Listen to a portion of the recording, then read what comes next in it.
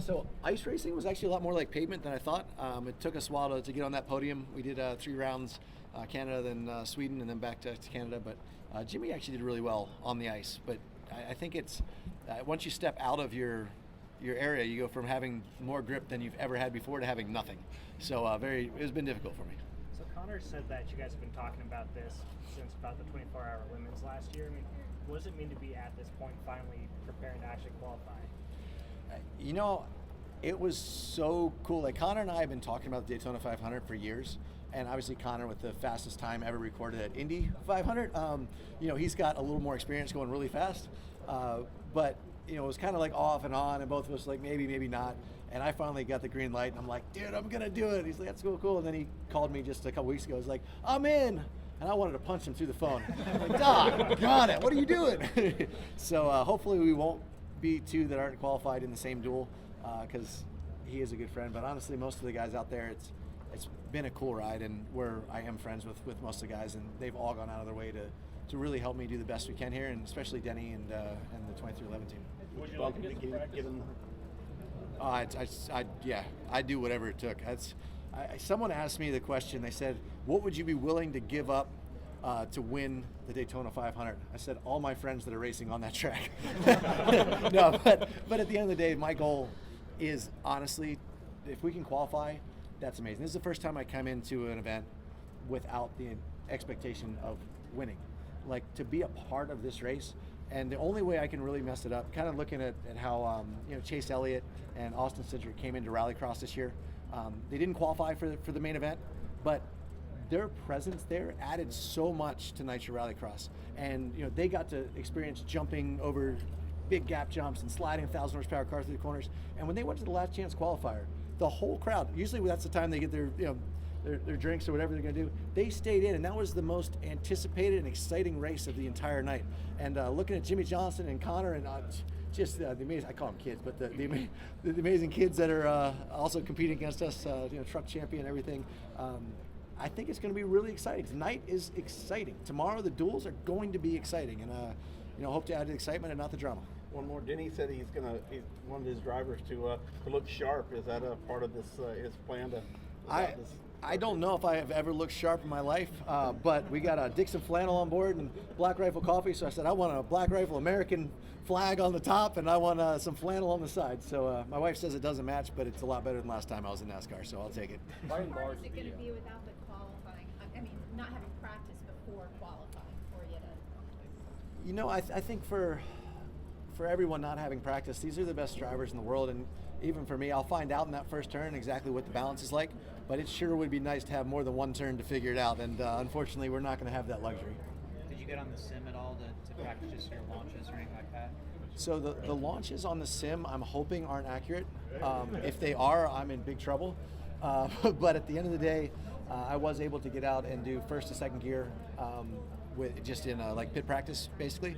It wasn't the car that I'll be driving, but it should be very similar to the Cup car and similar gearing. So looking forward to, and that's a big reason we went with the 2311 team, access to the Toyota, the simulator, and to have guys like Denny who are super competitive, and Michael Jordan, who might be the most competitive human being on the face of the earth, that believe that I can help them get a win.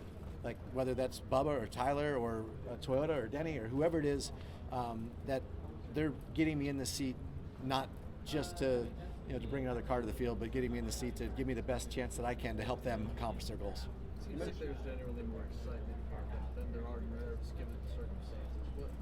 Is that accurate, and why is that so? Well, for me, yeah, it's definitely nerve-wracking, but I don't know what to experience. I've never had a Cup car out of second gear.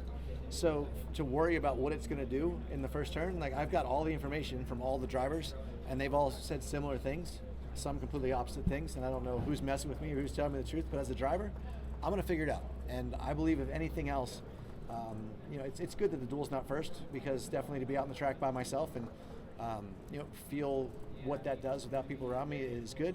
I'll also be racing the Truck Series, and the goal for that was to get as much experience drafting outside of iRacing that I possibly could. We have qualified front row here and finished top 10 in the Nationwide Series, so it's not like we're coming in with nothing. And I definitely have the most pavement experience that I've ever had in my life, and feel ready to make it happen. You said nerve-wracking. Do you get nervous about anything? It's hard for me to picture that. Yeah, I just bury it deep down inside. Like I say in Talladega Nights, no, I think you have to have fear. But fear comes from not being prepared. And I've done as much homework as I possibly can, and I'm not going to let myself worry about stuff that I can't control. I can't control that I don't know what that car is going to do in turn one, or that I haven't driven it. So at the end of the day, I'll make the best choice from each moment that I can to try to be as respectable as possible, and then do exactly like Chase Elliott and Kyle Busch and Austin did when they came to my sport. And that is, they didn't take anyone out. They didn't take unnecessary risks. They drove very well, and they earned the respect of the community. And that's what I think most of the NASCAR community doesn't know, that I'm actually a driver too. So we'll see what happens. We talked about the action being prepared. Just in case you lock in tonight, or in case you have to race your way tomorrow, have you in 2311 beforehand exactly what exact scenarios you do, what you would do, and how you would grab or ride around depending on what happens inside your own? Everything is a day-to-day out here, and everything changes. So there's a 2-hour meeting tomorrow morning based on where everyone qualifies. And I think, knowing tomorrow, we'll know what everyone's single car speed was. So we'll also know a little bit more about what we have as a team. And, if I'm in, as much as I would like to get as much experience as possible, it comes directly out of my kids' college fund for any damage that I do this week. And I am very excited to not do any damage this week. What's going to be more nerve-wracking, pace laps before the duels, and if you make it to Daytona 500, or sitting on top of the ramp getting ready to do a double backflip at the end game for the first time? Equally as scary. Sitting on top of the ramp about to do a double backflip, I had practiced that my whole life. I know exactly what my machinery was. I knew exactly what the ramp was. I knew what to expect. I knew what the odds were. Like, coming into tonight, I'm going to sit in that car for the first time, and they're going to say go, and I'm hoping the simulator's not entirely accurate, because if I spin getting up to speed, I'm going to feel really, really dumb. And, from there, I'd say even though the double backflip is a higher risk as far as physically, this is way more stress and nerve-wracking just because I don't have the answers to know what's going to happen. You talked about how much the action sports community has rallied around this whole effort. More than you could ever imagine. Been really cool. It also seems like there's been a ton of excitement from the fellow NASCAR drivers that you're here, that you're making this attempt to make the Daytona 500. What has that meant to you too? It's been so awesome. I mean, since the time in NASCAR and doing Nitro Rallycross, when Kyle Busch jumps in on his one off weekend, and then Chase Elliott jumps in 2 weeks later, and then Austin Cindric comes out there and jumps in and races 2 rounds this year, I have raced with a lot of these guys, and they've, even Greg Biffle's not raced anymore, but or Matt Crafton and all these guys going out, and Algeier, even I was struggling my first day when I practice, and he's like, "Oh, dude, try this," the technique for where you could put some tape to help you not jump off the throttle so quick.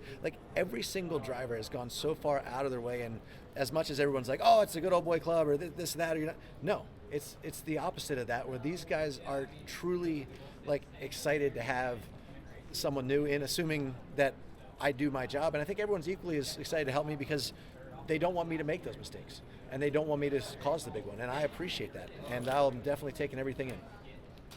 Is they genuinely want you kind of to succeed because they're friends, or they appreciate you and your career and other things?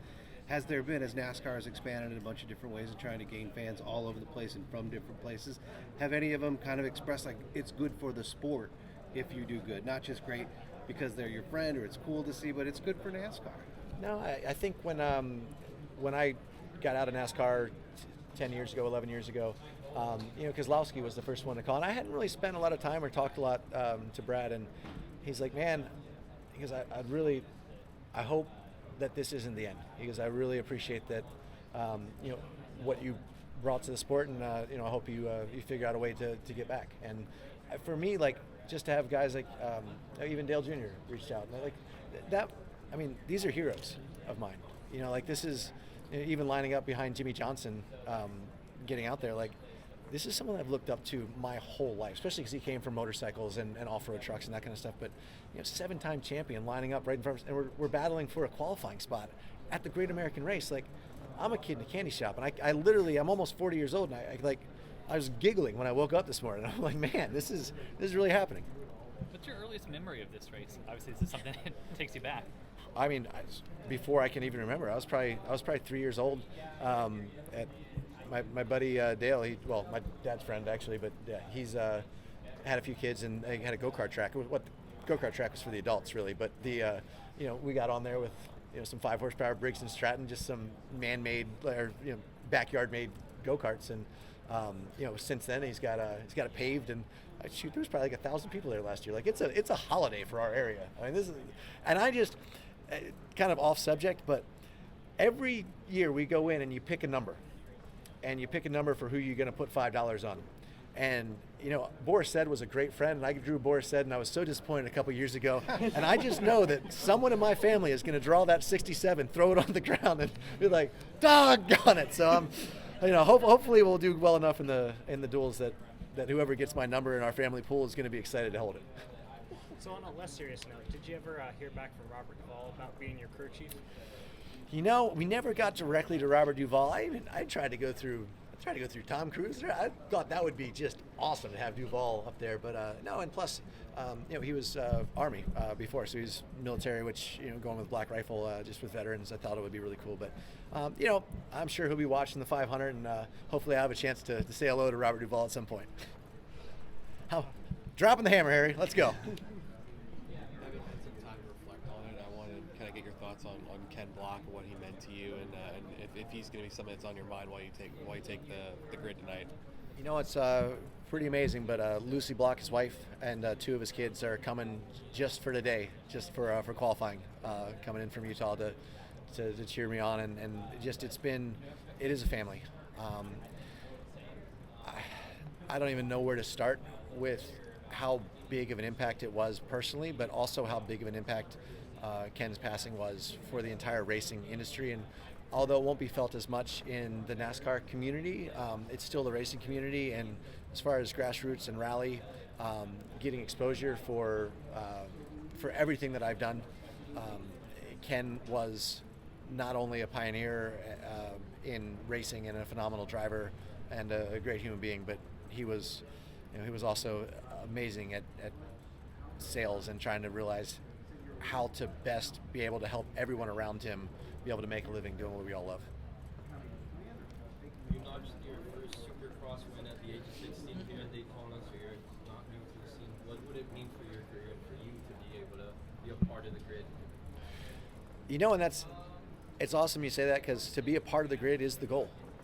To race with confidence, to race smart, and to get to the finish line of the Great American Race on the lead lap would be as big as winning Daytona Supercross for me. And that's this is the biggest platform I've ever been on, and I hope that when we're done, the NASCAR fans that weren't so optimistic about me coming will say, well, he did better than we expected. And that's I think we can do that.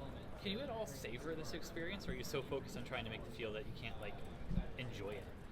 Yeah, I've had to pinch myself quite a few times, and I think that's one of the biggest things that all the drivers have really said. And the one piece of advice, they're like, dude, just remember to take everything in. And even this moment right here, I mean, thank you guys for coming out to cover this. Thanks for making this race the greatest spectacle in motorsports, and hopefully we add to the excitement and not the drama. Is your best path, are you viewing qualifying tonight as your best path to get in? Just hope you do it on speed and eliminate any nerves tomorrow night? I mean, for me, obviously, for everyone that's trying to qualify, tonight's the best path in. I think that we definitely have a car that's capable of doing it.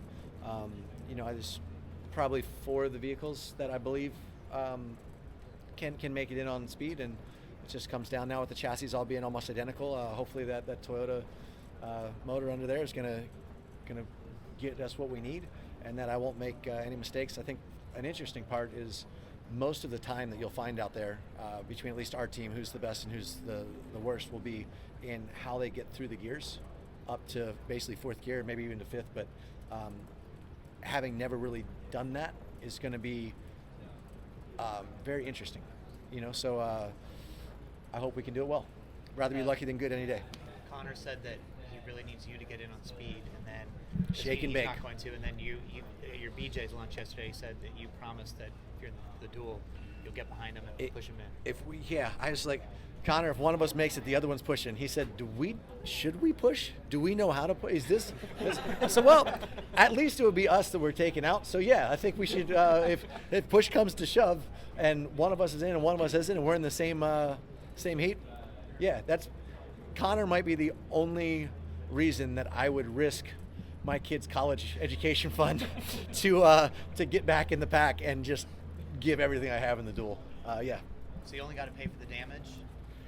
I've had some great sponsors with Black Rifle and Dixon, and even Wiener Schnitzel, they don't even sell hot dogs on the East Coast, but JR, the owner, is just a really awesome dude, and they're covering everything up to the point where I crash anything. So I'm already a little down on my my dirt modifieds, and my wife's just really hoping we can get through this race clean. So you said that this is, obviously like a bucket list item for you. If you make the grid, I mean, what's next in your career that you want to achieve? I think the reason this year is I want to be able to spend more time with my wife and my kids. And, my wife is an amazing skater, and we used to travel the world together, and this was really amazing. Even before our kids started school and started doing cheer competitively, we'd take them with us on the road. And people said, I can take kids on the road. I'm like, it's an amazing experience with all these just super passionate individuals traveling the world. It was cool. And unfortunately now, my wife, which is great, she teaches cheer. They have 4 days a week of cheer plus weekends usually, and my off time is usually during the week. And when they're at school and in cheer, I haven't been able to this last year been really the father that I wanted to be, and that's why this year for Daytona 500 is I will never have more seat time than I have right now coming into a race if I do my job as a parent as well as I want to do. Do you have any idea if you have a truck series schedule for this year? Have you guys picked out any tracks, laid anything out yet? Yep, Daytona. Yeah, we're no. At the end of the day, Cody and Al Neese, when they found out that it was Black Rifle, we came in, and when they were a new team, we brought some sponsorship and a little bit of got them kind of not on the map. They would have done it all with themselves, but kind of got the eyeball of Ross Chastain, who is just a super phenomenal human being and an amazing race car driver. And they've, as a thank you, Al being a Marine Corps, Vietnam veteran, he said, thanks to Black Rifle, thanks to you, we're going to give you, he said, bring whatever you can to the table, but whatever you can't, we're going to cover. And that was a huge, huge help because, even going out there when all the other trucks are going to be working on different stuff, I'm going to be working on coming in for pit practice to hopefully help me with the duels if I need it to qualify in. And I can't thank Al and Cody and all of Nice Motorsports enough for this opportunity there. But Cody has been with me since, we qualified pole for Talladega and second for Kentucky, and we've had some top tens, but he was my car chief for Roush, who's now the crew chief for Nice Motorsports. But he's known me long enough to know that I'm going to take a lot more work than they're probably capable of putting in for me to be successful with pavement and rear-wheel drive. So how does your family... This is Blaine Perkins, driver of the number 9 Raceline Wheels CR7 Motorsports Chevy. Make sure to hit that subscribe button. Also check out one of those 2 videos beside me. Visit frontstretch.com for more racing content.